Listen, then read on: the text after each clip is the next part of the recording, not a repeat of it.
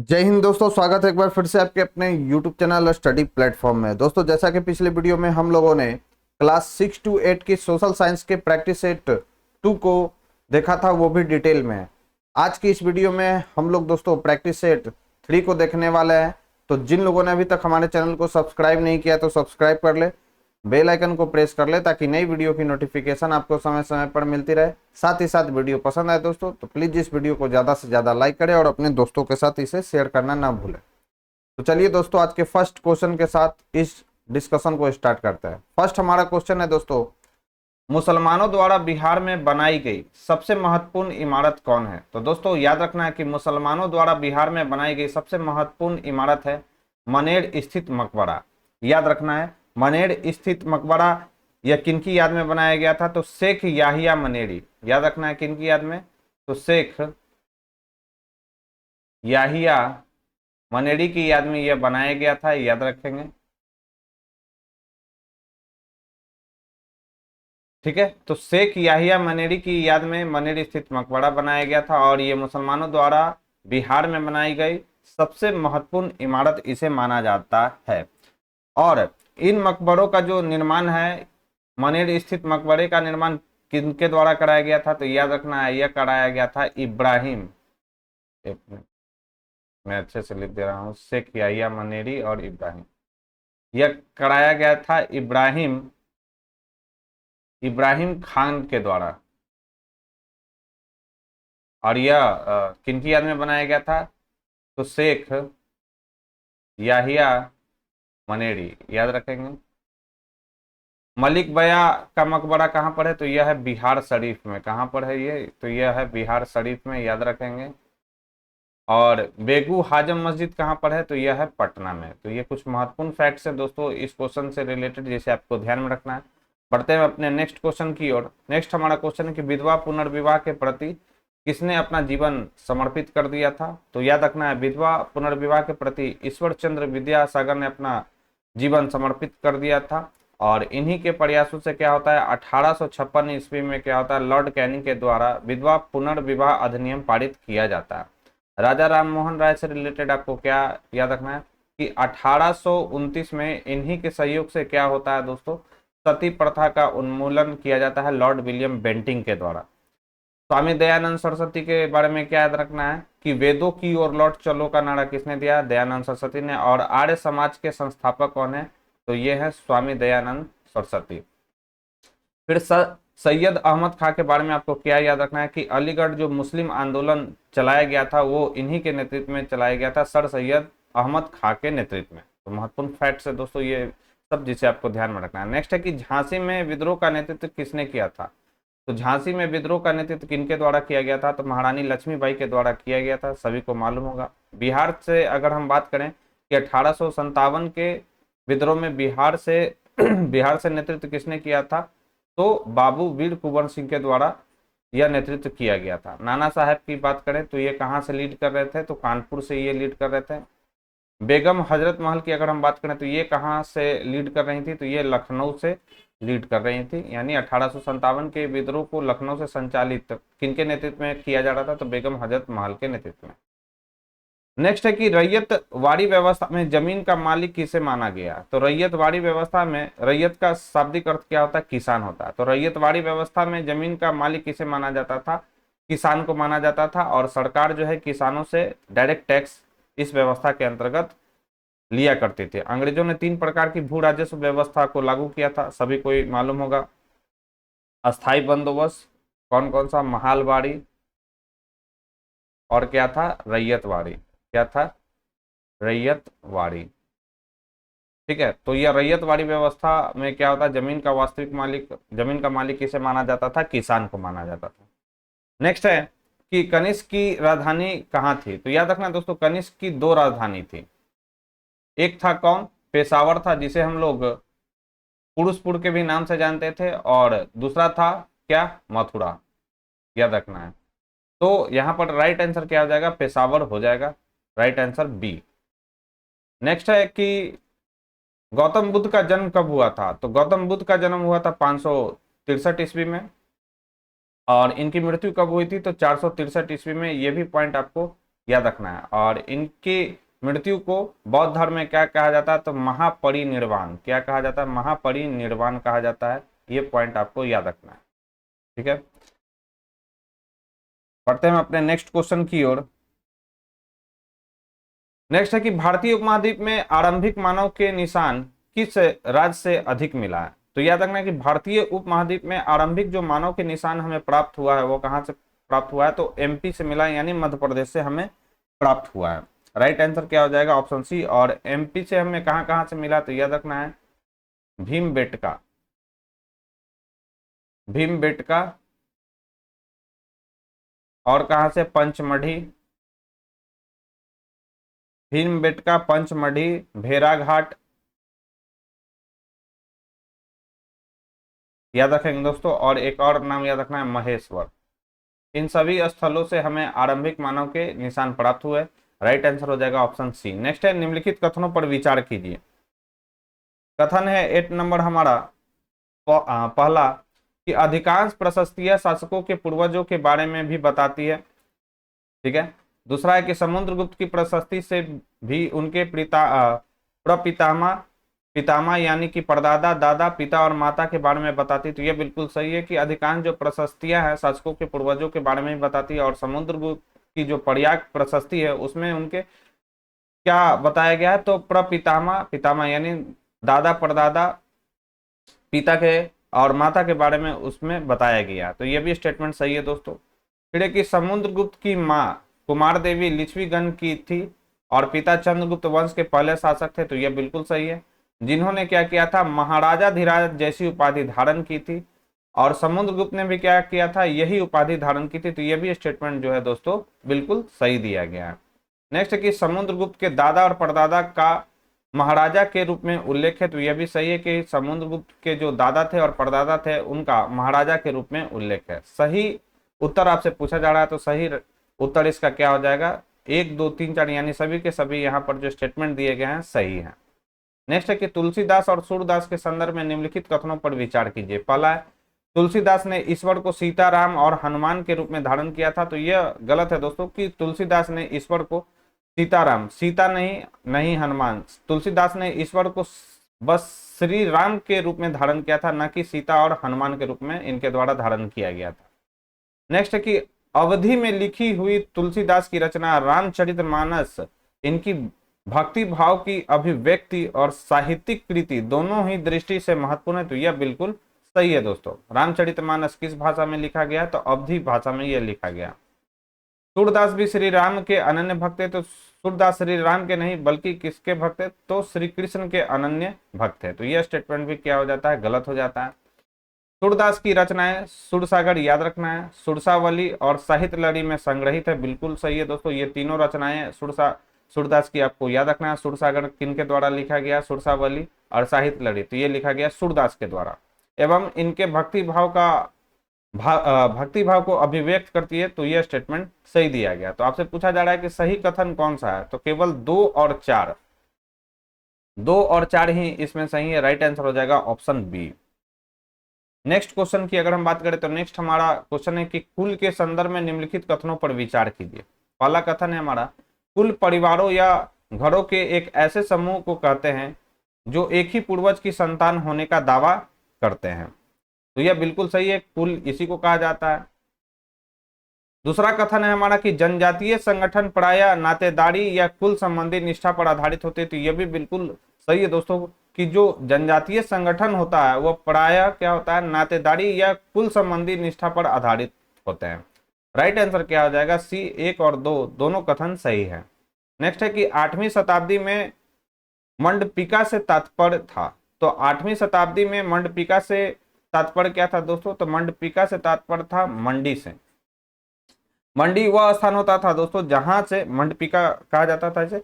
तो मंडपिका से तात्पर्य क्या था दोस्तों, कि वैसा स्थान जहां आसपास के गांव के लोग अपनी उपज बेचने के लिए आते थे। यही मंडपिका जो है दोस्तों आगे कन्वर्ट होकर मंडी के रूप में जाने लगा। याद रखना है दोस्तों। तो मंडपिका से क्या तात्पर्य था, मंडी। राइट आंसर हो जाएगा 11 का डी। नेक्स्ट है सही सुमेलित कीजिए। VVI क्वेश्चन है दोस्तों, याद रखना है।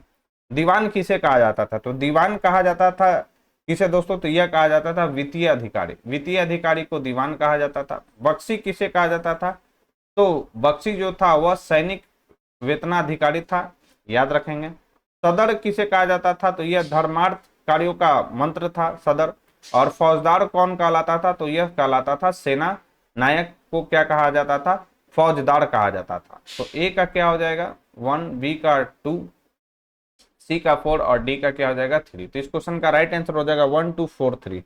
1 2 4 3 किस में है, तो 1 2 4 3 है यह दोस्तों ऑप्शन डी में। नेक्स्ट क्वेश्चन है हमारा दोस्तों 13 नंबर, गंगई कोंड चोलपुरम के मंदिर के संदर्भ में निम्नलिखित कथनों पर विचार कीजिए। इस मंदिर की छत क्रमशः पतली होती गई है। तो यह बिल्कुल सही है दोस्तों कि गंगई कोंड चोलपुरम के जो मंदिर है उसकी जो छत है क्रमशः पतली होती गई है। इसकी बाहरी दीवारों को सजाने के लिए कांसे की प्रतिमाएं भी अलंकृत की गई है। कांसे की नहीं बल्कि याद रखना पत्थर, पत्थर की प्रतिमाएं अलंकृत की गई है, ना कि कांसे की। तो ये तो स्टेटमेंट गलत हो गया। आपसे पूछा जा रहा है सही कथन, सही कथन क्या हो जाएगा, केवल एक सही है। नेक्स्ट है कि बौद्ध धर्म का प्रसार निम्नलिखित में से किन देशों या देशों में हुआ। श्रीलंका, म्यांमार, थाईलैंड और इंडोनेशिया।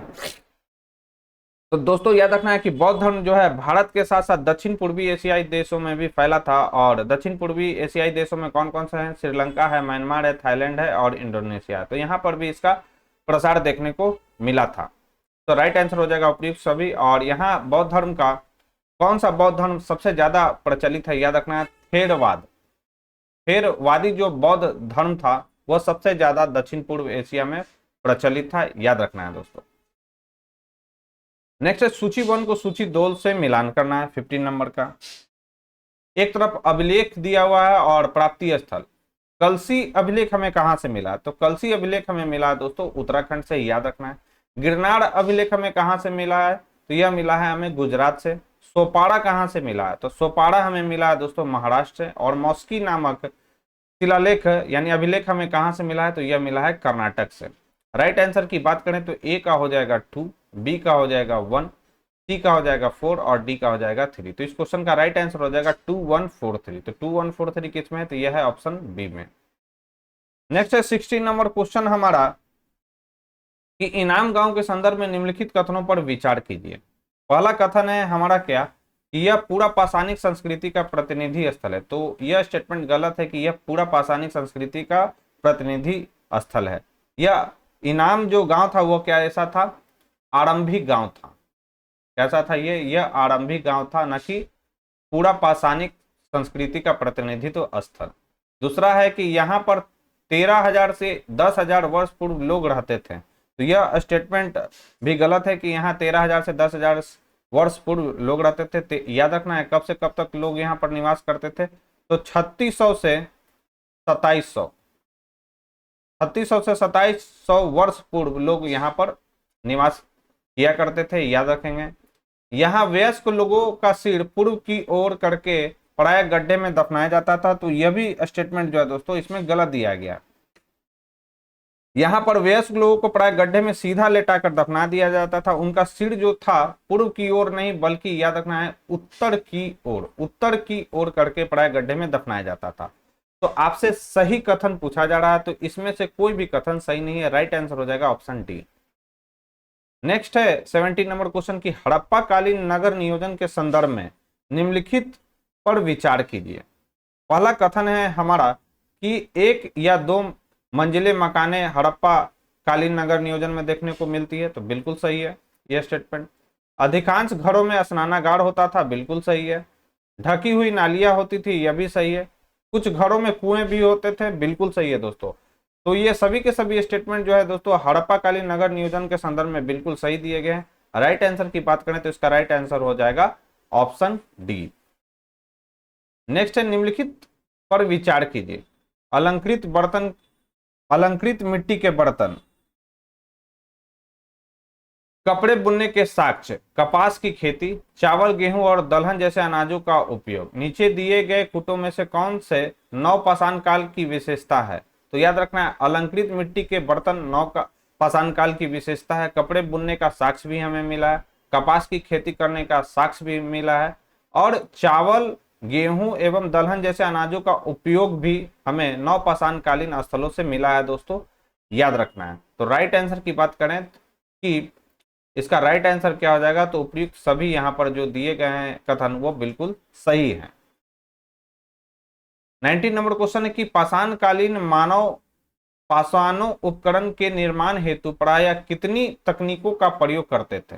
तो कितनी तकनीकों का प्रयोग करते थे, तो दो प्रकार की तकनीकों का प्रयोग करते थे। पहला तकनीक था क्या, पत्थर से पत्थर टकराकर, पत्थर से, याद रखना है, पत्थर से पत्थर को टकराकर। और दूसरा क्या था, सल्क तकनीक यानी सल्क विधि।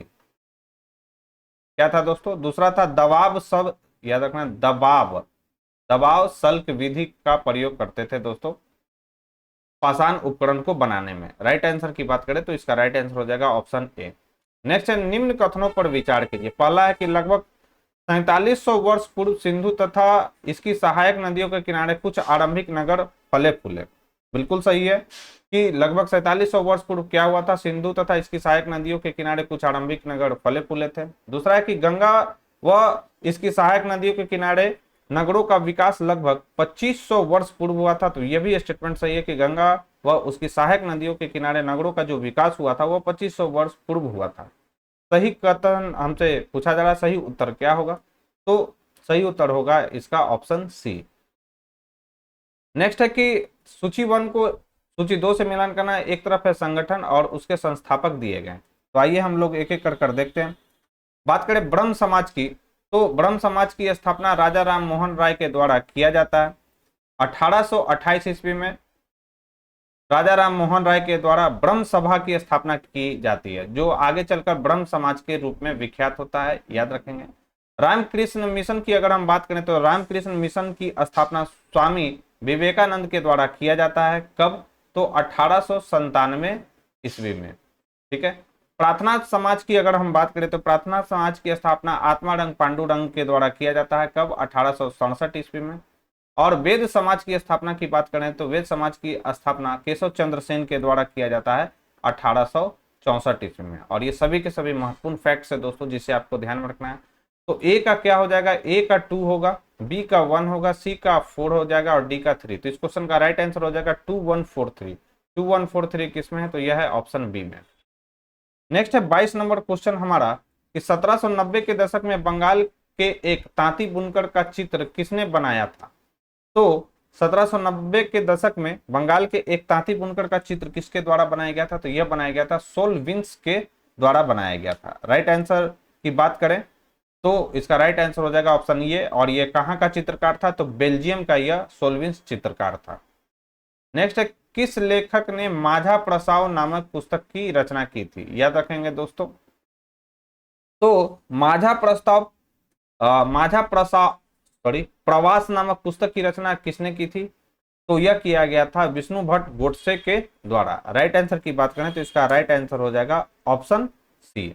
नेक्स्ट है 1860 में बंगाल में नील आयोग का अध्यक्ष किसे बनाया गया था। इंपॉर्टेंट सवाल है दोस्तों, वीवीआई कर लेंगे इसको। तो 1860 में बंगाल में नील आयोग का अध्यक्ष किसे बनाया गया था, तो यह बनाया गया था WS सीटन कार को। राइट आंसर की बात करें तो इसका राइट आंसर हो जाएगा कौन, WS सीटन कार को बनाया गया था। नेक्स्ट है, किस एक्ट के तहत एक नए सर्वोच्च न्यायालय की स्थापना की गई थी। तो किस एक्ट के द्वारा किया गया था, तो यह किया गया था रेगुलेटिंग एक्ट के द्वारा। कंपनी के कार्यों को नियंत्रित करने वाला यह जो था पहला एक्ट था जो कि ब्रिटिश सरकार के द्वारा लाया गया था। तो इसका नाम क्या था, रेगुलेटिंग एक्ट। और इसका प्रथम न्यायाधीश किससे बनाया गया था, तो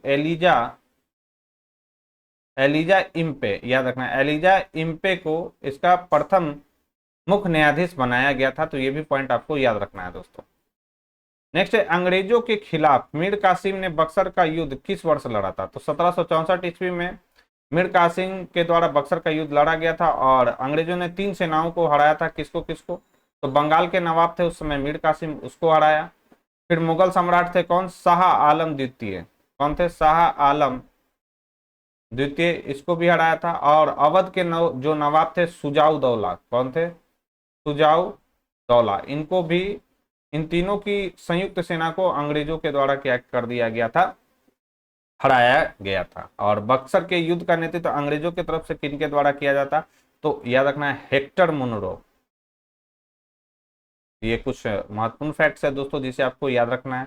नेक्स्ट है कि ब्रिटेन के राजकुमार आर्थर को कौन सी पदवी दी गई थी, तो याद रखना है ब्रिटेन के जो राजकुमार थे आर्थर, उनको कौन सा पद दिया गया था, तो ड्यूक ऑफ कनॉट की पद इनको दिया गया था।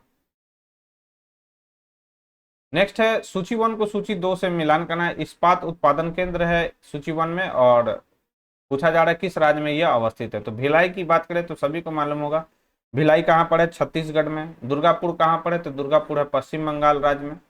राउरकेला कहां पर है, तो राउरकेला ये है उड़ीसा में। और बोकारो कहां पर है, तो यह है झारखंड में। तो ए की अगर हम बात करें तो ए का होगा 2, बी का हो जाएगा 1, सी का हो जाएगा 4 और डी का हो जाएगा 3। तो इस क्वेश्चन का राइट आंसर हो जाएगा 2143। 2143 किसमें है, तो यह है ऑप्शन बी में।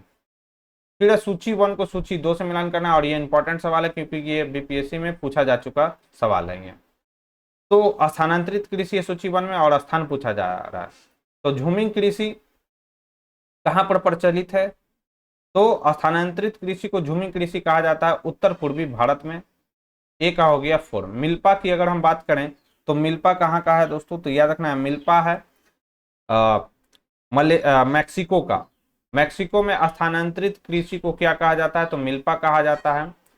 और ब्राजील में जो है दोस्तों स्थानांतरित कृषि कृषि को क्या कहा जाता है, रोका कहा जाता है। और मलेशिया में जो है स्थानांतरित कृषि को लदांग कहा जाता है। इंपॉर्टेंट सवाल है दोस्तों, सभी के सभी एनसीईआरटी से उठाए गए ये सब फैक्ट है जिसे आपको याद रखना है। तो ए की अगर हम बात करें तो ए का हो जाएगा 4, बी का हो जाएगा क्या दोस्तों 3, और सी का हो जाएगा 2, और डी का हो जाएगा क्या दोस्तों 1। तो इस क्वेश्चन का राइट आंसर हो जाएगा 4321। 4321 किसमें है, तो यह है ऑप्शन सी में।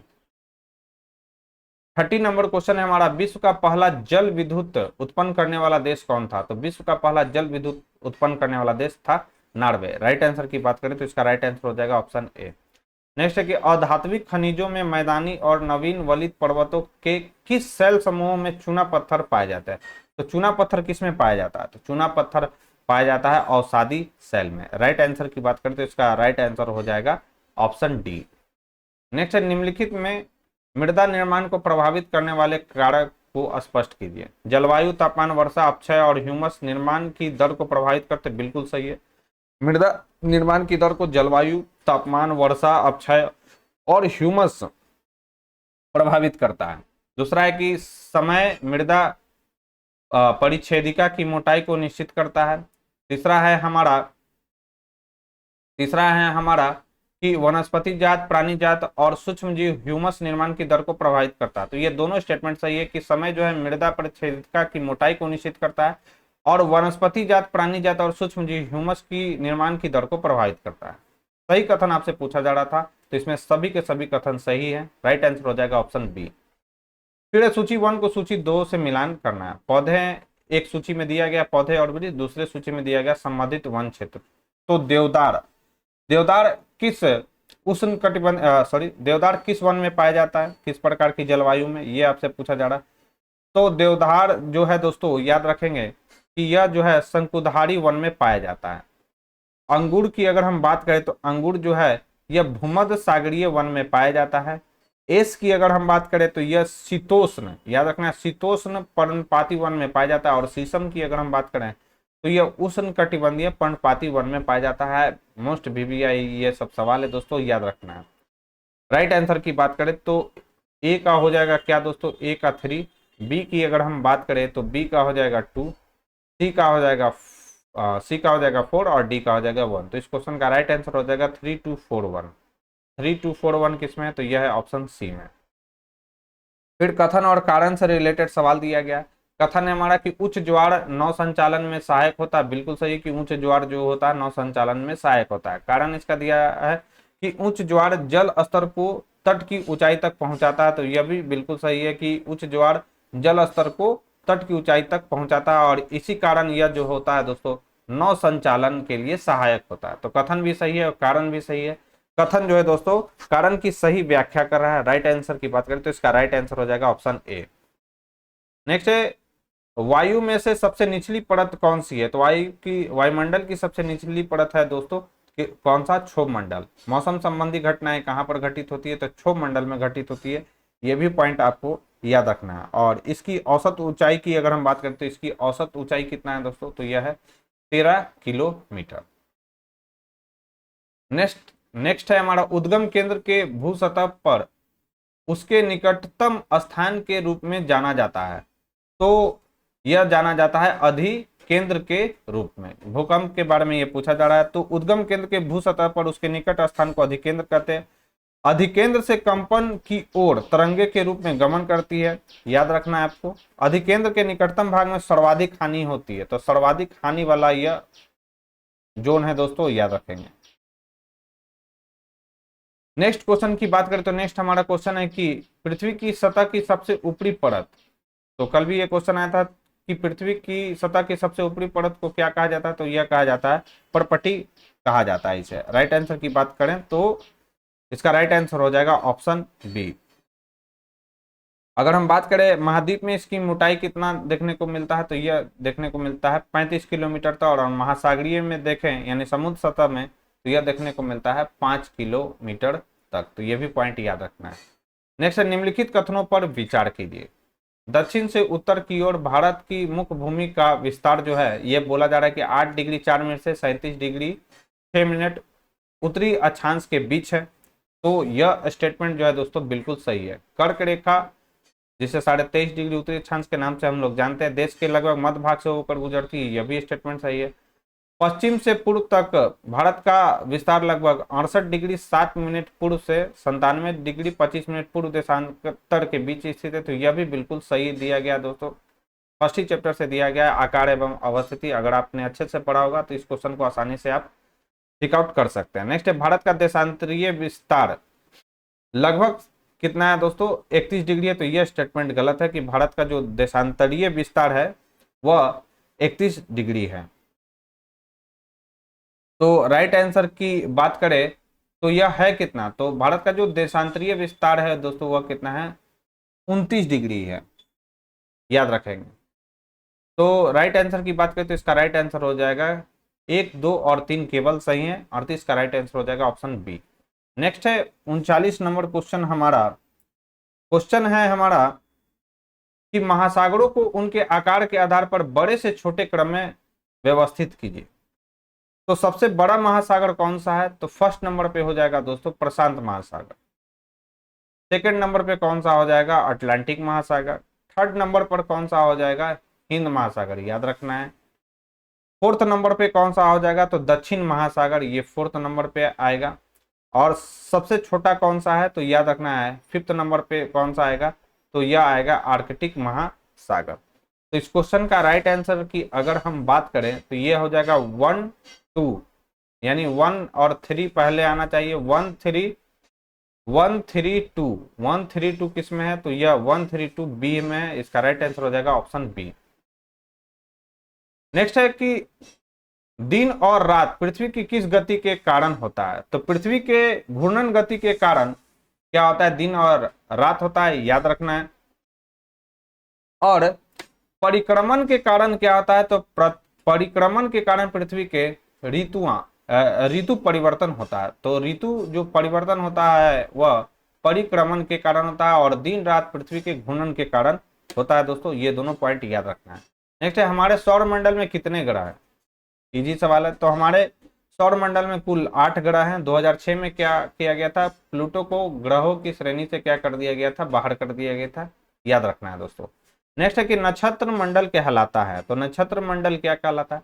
तो तारों के विभिन्न समूहों द्वारा बनाई गई विविध स्थल आकृतियां नक्षत्र मंडल कहलाती है। बिल्कुल सही है। सूर्य, चंद्रमा तथा वे सभी वस्तुएं जो रात में आसमान में दिखाई देती है वो नक्षत्र मंडल कहलाता है। यह भी स्टेटमेंट सही है। राइट आंसर की बात करें तो इसका राइट आंसर हो जाएगा ऑप्शन सी।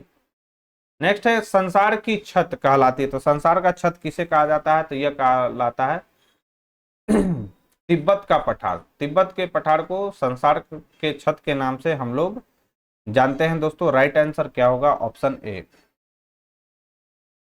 और एक पॉइंट याद रखना है कि तिब्बत का जो पठार है वो किसके बीच स्थित है? तो याद रखना है हिमालय हिमालय एवं कुनलुन पर्वत, कुनलुन पर्वत श्रेणियों के मध्य जो है यह स्थित है तिब्बत का पठार। नेक्स्ट है भारत की सिलिकॉन वैली है, तो भारत की सिलिकॉन वैली कौन सी है, तो बेंगलुरु। बेंगलुरु को भारत की सिलिकॉन वैली के नाम से हम लोग जानते हैं। नेक्स्ट है जमशेदपुर स्थित टाटा लौह इस्पात केंद्र की स्थापना किस वर्ष की गई थी, तो इसकी जो स्थापना की गई थी दोस्तों, कब की गई थी, तो यह की गई थी 1907 ईस्वी में। टाटा लौह इस्पात केंद्र की स्थापना जमशेदपुर में कब किया गया था, तो 1907 ईस्वी में किया जाता। कहां पर, तो साक्ची, साक्ची नामक स्थान पर किया गया था। नेक्स्ट है कि पूगा घाटी प्रसिद्ध है, तो पूगा घाटी किसके लिए फेमस है दोस्तों, तो भूतापीय ऊर्जा के लिए पूगा घाटी फेमस है दोस्तों, याद रखना है आपको। और पृथ्वी के अंदर प्रति 32 किलोमीटर की गहराई पर क्या होता है, याद रखना है, 32 किलोमीटर की अगर गहराई पर जाएंगे तो 1 डिग्री सेल्सियस तापमान की क्या होता है दोस्तों, वृद्धि होता है।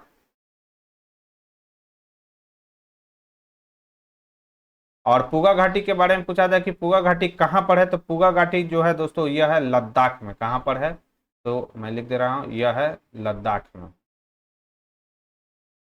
नेक्स्ट है खनिजों को कितने भागों में बांट सकते हैं, तो खनिजों को कितने भागों में बांट सकते हैं, तो 2 भागों में बांटा जा सकता है, बांटा जाता है, धात्विक और अधात्विक।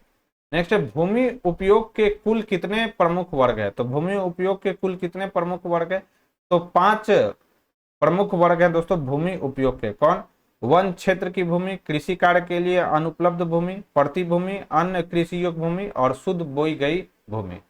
तो ये भूमि उपयोग के कुल प्रमुख वर्ग हैं, याद रखना है दोस्तों। हालांकि मैं आपको पीडीएफ इसका टेलीग्राम चैनल पर प्रोवाइड करा दूंगा, तो आप जाकर उसे आसानी से देख सकते हैं। टेलीग्राम का लिंक कहाँ है, तो डिस्क्रिप्शन बॉक्स में टेलीग्राम का लिंक है, तो जल्दी से उसको ज्वाइन आप कर लें। नेक्स्ट है पर्यावरण संरक्षण के लिए किया जाना चाहिए, तो पर्यावरण संरक्षण के लिए क्या किया जाना है, आसान सा सवाल है दोस्तों। तो याद रखना है खूब पौधे लगाना चाहिए, बिल्कुल सही है। गंदे जल का उचित निकासी का प्रबंध करना चाहिए, गाड़ियों का कम उपयोग करना चाहिए, बिल्कुल सही है। राइट आंसर हो जाएगा ऑप्शन डी। नेक्स्ट है रेडियो तरंगे किस परत से परावर्तित होकर पृथ्वी पर वापस लौटती है, तो ये भी इजी सवाल है। आयन मंडल से परावर्तित होकर जो है दोस्तों ये पृथ्वी पर वापस लौटती है। ऊंचाई के साथ इस मंडल में क्या होता है, याद रखना है, तापमान में वृद्धि होता है आयन मंडल में। और इस मंडल की ऊंचाई की अगर हम बात करें तो यह कितना है, तो 80 से 400 किलोमीटर इसकी ऊंचाई है आयन मंडल की। नेक्स्ट है इनमें रूपांतरित चट्टानें कौन सी है, तो आपसे पूछा जा रहा है रूपांतरित चट्टानें कौन सी है, तो संगमरमर जो है दोस्तों वह रूपांतरित चट्टानें हैं, याद रखना है आपको।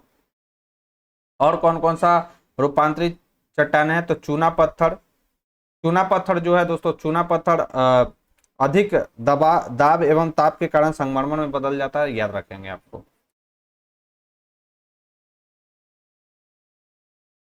नेक्स्ट है कि गया में अवस्थित विष्णुपद मंदिर किसने बनवाया था, इंपॉर्टेंट सवाल है।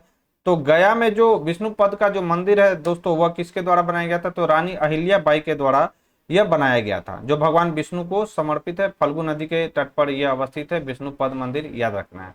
नेक्स्ट है अंतरराष्ट्रीय तिथि रेखा से पूरब जाने पर क्या होता है, तो पूरब जाने पर क्या होगा, अंतरराष्ट्रीय तिथि रेखा से अगर हम पूरब की ओर बढ़ते हैं तो एक तिथि घटा दी जाती है। राइट आंसर की अगर हम बात करें तो राइट आंसर हो जाएगा ऑप्शन बी।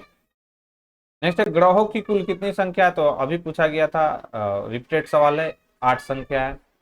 नेक्स्ट है 55 नंबर क्वेश्चन की वस्त्र उत्पादन श्रृंखला में सभी को एक जैसा लाभ नहीं प्राप्त होता, बाजार में समानता स्थापित करने के संदर्भ में निम्नलिखित कथनों पर विचार कीजिए। पहला कि बाजार में समानता स्थापित करने के लिए सहकारी संस्थाएं एक अच्छा जो है दोस्तों विकल्प है, 55 नंबर का पूछा जा रहा है,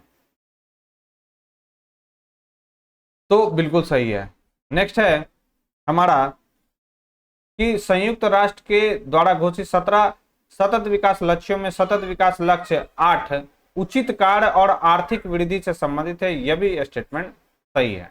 भारतीय संविधान में इसको लक्षित करने हेतु अनुच्छेद 43 का शामिल किए गए हैं, यह भी स्टेटमेंट जो है दोस्तों बिल्कुल सही है। सही कथन आपसे पूछा जा रहा था, तो इसमें सभी के सभी कथन जो है सही दिए गए। नेक्स्ट है निजी स्वास्थ्य सेवाओं के संदर्भ में निम्नलिखित कथनों पर विचार कीजिए।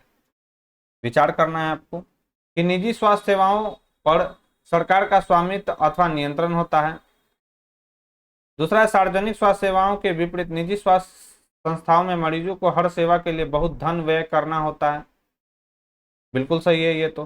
फिर है कि ग्रामीण क्षेत्रों में पंजीकृत चिकित्सा व्यवसायी यानी आरएमपी मिल जाते हैं। दूसरा है हमारा शहरों में कई निजी अस्पताल व नर्सिंग होम है जिनमें बहुत से डॉक्टर विशेषज्ञ की सेवाएं प्रदान करते हैं। तो आपसे पूछा जा रहा है असत्य कथन कौन सा है, तो इसमें से असत्य कथन आपसे पूछा जा रहा है। तो याद रखना है दोस्तों कि निजी स्वास्थ्य सेवाओं पर सरकार का स्वामित्व अथवा नियंत्रण होता है, यह स्टेटमेंट गलत है। सार्वजनिक सेवाओं पर जो होता है दोस्तों सरकार का स्वामित्व और नियंत्रण होता है, ये तो स्टेटमेंट दूसरा सही है। तीसरा भी सही है कि ग्रामीण क्षेत्रों में पंजीकृत चिकित्सा व्यवसायी मिल जाते हैं, तो यह बिल्कुल सही है। और शहरों में कई निजी अस्पताल व नर्सिंग होम है जिनमें बहुत से डॉक्टर विशेषज्ञ की सेवा प्रदान करते हैं, यह भी स्टेटमेंट बिल्कुल सही है। गलत कौन सा है, तो केवल एक ही गलत है इसमें। राइट आंसर की बात करें तो 56 का राइट आंसर हो जाएगा ऑप्शन सी। नेक्स्ट है 57 नंबर कि लोगों को शोषण से बचाने के लिए तथा सामाजिक न्याय सुनिश्चित करने के लिए उठाए गए कदमों के संदर्भ में निम्नलिखित कथनों पर विचार कीजिए। पहला कथन है हमारा कि मजदूरों को मेहनताना कम न मिले या उनको वाजिब मेहनताना मिले, इस बात को सुनिश्चित करने के लिए न्यूनतम वेतन का भी एक कानून बनाया गया है। बिल्कुल सही है कि न्यूनतम वेतन का एक कानून बनाया गया है। बाल मजदूरी रोकने के लिए कानून बनाया गया है, यह भी स्टेटमेंट सही दिया गया है। कार्यस्थल पर सुरक्षा व्यवस्था का इंतजाम किया गया, यह भी स्टेटमेंट सही है। उपयुक्त कथनों में से कौन सा कथन असत्य असत्य पूछा जा रहा है, तो इसमें से कोई भी कथन जो है दोस्तों असत्य नहीं है। राइट आंसर की बात करें ऑप्शन डी होगा। नेक्स्ट है भारतीय संविधान के अंतर्गत सर्वोच्च न्यायालय न्याय निर्णय की सर्वोच्च संस्था है, इसके संदर्भ में निम्नलिखित कथनों पर विचार कीजिए। इंपॉर्टेंट मोस्ट VVI ये सवाल है दोस्तों, याद रखना है 58 का। तो सर्वोच्च न्यायालय की स्थापना 26 जनवरी 1952 को की गई थी, तो यह गलत है दोस्तों। सर्वोच्च न्यायालय की जो स्थापना है 26 जनवरी 1950 ईस्वी को की गई थी, न कि 52 ईस्वी को, तो यह तो गलत हो गया। अपने पूर्ववर्ती फेडरल कोर्ट ऑफ इंडिया की भांति यह न्यायालय भी पहले संसद भवन के भीतर चेंबर ऑफ प्रिंसेस में हुआ करता था, ये बोला जा रहा है। तो यह सही है दोस्तों कि अपने पूर्ववर्ती फेडरल कोर्ट ऑफ इंडिया की भांति यह न्यायालय भी पहले संसद भवन के भीतर चेंबर ऑफ प्रिंसेस में हुआ करता था। नेक्स्ट है कि 1958 में इसे नई इमारत में स्थानांतरित किया गया, यह भी सही है कि 1958 में क्या हुआ था, इसे नई इमारत में क्या कर दिया गया था दोस्तों, ट्रांसफर कर दिया गया था। तो राइट आंसर की अगर हम बात करें तो सत्य नहीं पूछा जा रहा। अच्छा, इसमें पूछा जाए कि कौन सा कथन इसमें से सत्य नहीं है, तो केवल एक असत्य है, याद रखना है। राइट आंसर की बात करें तो ऑप्शन ए होगा। अगर हम बात करें कि वर्तमान में कुल कितने ये उच्च न्यायालय हैं, तो याद रखना है वर्तमान में सुप्रीम कोर्ट में कुल कितने, वर्तमान में सुप्रीम कोर्ट में कुल कितने न्यायाधीश हैं, तो याद रखना है वर्तमान में सुप्रीम कोर्ट में कुल याद रखना है 34 न्यायाधीश हैं, जिसमें से चीफ जस्टिस ऑफ इंडिया भी इसमें शामिल है, यानी 33+1। नेक्स्ट है सच्चर समिति का संबंध है, तो सच्चर समिति का संबंध जो है किससे है दोस्तों, तो यह है मुसलमानों से। राइट आंसर की बात करें तो इसका राइट आंसर हो जाएगा ऑप्शन ए। और सच्चर समिति को कब गठित किया गया था, तो यह गठित किया गया था 2005 में। नेक्स्ट है रॉलेट एक्ट का विरोध करने पर निम्नलिखित में से किसे विशेषतः गिरफ्तार किया गया था, तो डॉक्टर सत्यपाल और डॉक्टर सैफुद्दीन किचलू। कल भी मैंने इस क्वेश्चन को बताया था। राइट आंसर की बात करें तो इसका राइट आंसर हो जाएगा ऑप्शन सी। नेक्स्ट है 61 नंबर, वर्ष 2019 में संपन्न हुए आम चुनाव का क्रम क्या है, तो जो आम चुनाव का क्रम है दोस्तों वह कौन सा है, तो यह 17वीं लोकसभा का चुनाव था, ये सभी को मालूम होगा। नेक्स्ट है वर्तमान में लोकसभा में सीटों की संख्या कितनी है, तो वर्तमान में लोकसभा में सीटों की संख्या कितना है दोस्तों, तो याद रखना है वर्तमान में लोकसभा में सीटों की संख्या 543 है, याद रखेंगे। और नई जो संसद भवन बनाया गया दोस्तों, आपको कमेंट बॉक्स में लिखकर मुझे बताना है कि उसमें लोकसभा और राज्यसभा की कितनी सीटें हैं। हालांकि ये तो सवाल अब नहीं बन सकता, 62 नंबर को आप नेग्लेक्ट करके ही चलें, क्योंकि अब जो भी सवाल बनेंगे दोस्तों नई संसद भवन से रिलेटेड ही बनेंगे। तो आपको कमेंट बॉक्स में लिखकर बताना है कि जो नया संसद भवन बना उसमें लोकसभा के लिए कितनी सीटें हैं और राज्यसभा के लिए कितनी सीटें हैं, और इसमें कितने द्वार हैं, ये भी आपको कमेंट बॉक्स में लिखकर बताना है कि कितने द्वार हैं इसमें। नेक्स्ट है कि राज्य पुनर्गठन के पश्चात 2 जून 2014 को तेलंगाना भारत का राज्य बना। बार बार ये सवाल है, 29वां राज्य बना था दोस्तों, याद रखेंगे। शोषण के विरुद्ध अधिकार संविधान के किस भाग में शामिल है? तो मूल अधिकार में शामिल है। कहां से कहां तक है शोषण के विरुद्ध अधिकार? आर्टिकल 23 से 24 तक। नेक्स्ट है कार्यपालिका शब्द संदर्भित करता है। तो कार्यपालिका शब्द किसको संदर्भित करता है दोस्तों? तो ऐसे लोगों का समूह जो शासन करते हैं। बिल्कुल सही है ये तो, कि ऐसे लोगों का समूह जो शासन करते हैं वो क्या कहलाते हैं? कार्यपालिका कहलाते हैं। ऐसे लोगों का समूह जो विधि निर्माण का कार्य कार्यपालिका का नहीं है, बल्कि किसका है? यह है विधायिका का, और हमारी विधायिका का नाम क्या है? संसद है। ऐसे लोगों का समूह जो न्यायिक कार्य करते हैं, यह न्यायिक कार्य करने का काम किसका है दोस्तों? न्यायपालिका का है, ना कि कार्यपालिका का। ऐसे लोगों का समूह जो जनता का प्रतिनिधित्व करते हैं, जनता का प्रतिनिधित्व कार्यपालिका का कार्य नहीं है दोस्तों, याद रखना है। सही विकल्प आपसे पूछा जा रहा था, सही विकल्प कौन सा है? तो इसमें केवल एक ही सही है। नेक्स्ट है भारतीय राष्ट्रीय कांग्रेस ने संविधान सभा का गठन करने का प्रस्ताव अपनी नीति में कब शामिल किया? तो इंपॉर्टेंट सवाल है कि भारतीय राष्ट्रीय कांग्रेस ने संविधान सभा का गठन करने का प्रस्ताव अपनी नीति में कब शामिल किया गया था? तो 1934 में यह शामिल किया गया था। राइट आंसर की बात करें तो इसका राइट आंसर हो जाएगा ऑप्शन बी। नेक्स्ट है शॉपिंग कॉम्प्लेक्स से संबंधित निम्न में से कौन सा कथन सही है? एक ही स्थान पर दुकानों की विविधता, यह शॉपिंग कॉम्प्लेक्स के बारे में आपसे बोला जा रहा है, तो यह बिल्कुल सही है। इन्हें मॉल भी कहा जाता है, बिल्कुल सही है। यह बहुमंजिला और वातानुकूलित होती हैं, तो यह भी सही है। यहाँ अधिकांशतः ब्रांडेड वस्तुओं की बिक्री की जाती है, तो यह भी सही है दोस्तों। तो इसमें सभी के सभी कथन सही है। राइट आंसर हो जाएगा ऑप्शन ए। नेक्स्ट है कथन और कारण से रिलेटेड, कारण है यहाँ पर, ना कि कथन है। जनसंचार तकनीक अत्यंत खर्चीली है, कथन ये बोल रहा है, तो यह बिल्कुल सही है कि जनसंचार जो तकनीक है अत्यधिक खर्चीली है। रेडियो टीवी मोबाइल जनसंचार का माध्यम है, बिल्कुल सही है। लेकिन कारण इसका कारण जो है दोस्तों, कथन का सही एक्सप्लेनेशन नहीं कर रहा है कि रेडियो टीवी और मोबाइल जो है जनसंचार का माध्यम है, इससे जनसंचार तकनीक अत्यधिक खर्चीली है, यह व्याख्या इसकी नहीं कर रहा है। तो कथन और कारण दोनों सही, लेकिन कारण जो है कथन की सही व्याख्या नहीं कर रहा है। नेक्स्ट है आमार जीबोन किसकी आत्मकथा है? इंपॉर्टेंट सवाल है दोस्तों, वीवीआई इसको कर लेंगे। आमार जीबोन, तो आमार जो जीबोन है किसकी आत्मकथा है? तो राम सुंदरी देवी की आत्मकथा है आमार जीबोन। इनका जन्म कहां पर हुआ था? तो इनका जन्म हुआ था पश्चिम बंगाल यानी वेस्ट बंगाल में। नेक्स्ट है एमएलए का पूर्ण रूप क्या है? एमएलए ये पूछा जा रहा था। एमएलए का फुल फॉर्म क्या होता है? तो member of legislative assembly MLA का फुल फॉर्म होता है। एमपी का क्या फुल फॉर्म होता है? तो मेंबर ऑफ पार्लियामेंट होता है, याद रखना है। राइट आंसर की बारे माने तो राइट आंसर क्या हो जाएगा इसका? ऑप्शन है। नेक्स्ट है किसका कथन है? मनुष्य नाशवान है, प्रत्येक व्यक्ति को किसी न किसी दिन मरना है, परंतु व्यक्ति को यह संकल्प लेना चाहिए कि वह अपने जीवन का बलिदान आत्मसम्मान के उच्च आदर्शों को विकसित करने और अपने मानव जीवन को बेहतर बनाने में करेगा। मोस्ट वीवीआई ये सवाल है दोस्तों, याद रखना है। तो ये किसका स्टेटमेंट है, ये आपसे पूछा जा रहा है।